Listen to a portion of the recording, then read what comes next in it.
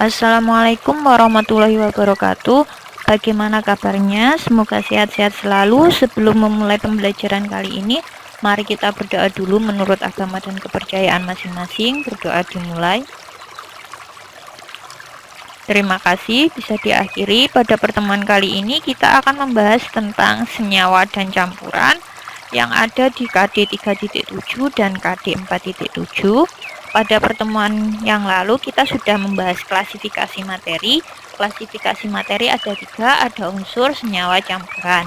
Nah, pada pertemuan kali ini kita akan membahas tentang senyawa dan campuran. Senyawa ini adalah gabungan dari beberapa unsur yang terbentuk melalui reaksi kimia yang memiliki sifat berbeda dari unsur penyusun. Jadi gabungan beberapa unsur melalui reaksi kimia biasa dengan sifat berbeda dari unsur penyusun. Contohnya H2O, ini terdiri dari hidrogen, gas hidrogen, dan gas oksigen.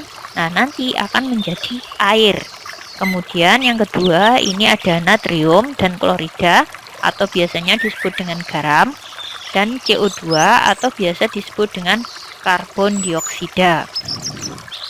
Selanjutnya, untuk campuran ini adalah gabungan beberapa zat dengan perbandingan tidak tetap tanpa melalui reaksi kimia. Contohnya adalah larutan gula. Larutan gula berarti kan nanti adalah campuran dari air dan gula. Air cair, gula awalnya padat, kemudian dicampur, diaduk, akan menjadi satu. Ini adalah contoh dari campuran. Nah, selain dari H2O, NaCl, dan CO2, ini ada beberapa contoh senyawa, bisa dibaca dan dipahami sendiri. Ini ada asam klorida, H sama Cl, kemudian ada asam asetat, CH3COOH, lainnya bisa dibaca. Selanjutnya di sini ada perbedaan senyawa dan campuran. Campuran itu terbentuk tanpa melalui reaksi kimia. Kalau senyawa itu terbentuk melalui reaksi kimia biasa. Nah, campuran tidak memiliki perbandingan massa unsur dan senyawa tidak tetap. Sedangkan senyawa perbandingan massa unsur tetap. Campuran tersusun dari beberapa unsur atau senyawa. Nah, kalau senyawa hanya terdiri dari beberapa unsur saja. Untuk sifatnya, sifat komponen penyusun campuran sesuai dengan sifat masing-masing. Sedangkan untuk senyawa, sifatnya berbeda dengan sifat aslinya. Nah, campuran ini dapat dipisahkan dengan proses fisika. Sedangkan senyawa itu untuk memisahkannya harus melalui reaksi kimia. Jenis campuran ada 2, ada campuran homogen dan heterogen.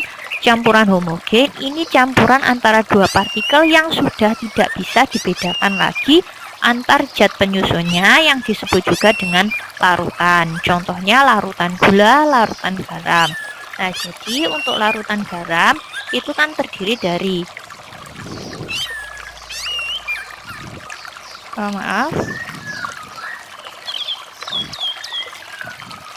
untuk larutan garam ini terdiri dari air yang berwujud cair, kemudian garam padat, kemudian keduanya dicampur, diaduk. Nah, setelah diaduk itu sudah tidak bisa dibedakan lagi, garamnya sudah tidak berbentuk padat.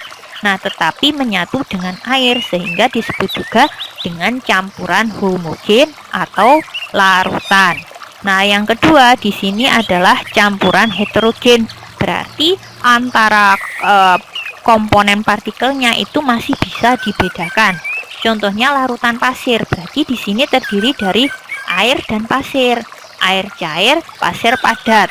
Nah, kemudian dicampur, diaduk menjadi satu. Meskipun lama ngaduknya, nanti tetap bisa kita bedakan. Setelah kita diamkan, air itu akan ada di posisi atas, sedangkan pasir itu ya wujudnya tetap pasir di posisi bawah.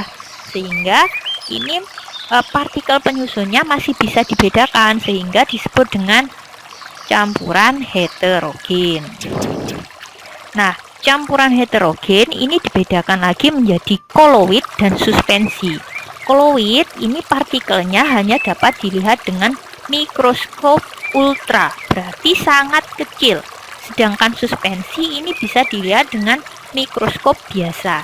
Nah, contoh dari koloid ini ada susu, asap, kabut, agar-agar. Sedangkan untuk suspensi yang bisa dilihat dengan mikroskop biasa itu ada air keruh, air kapur.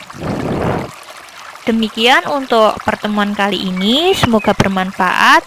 Sehat-sehat selalu. Saya akhiri, wassalamualaikum warahmatullahi wabarakatuh.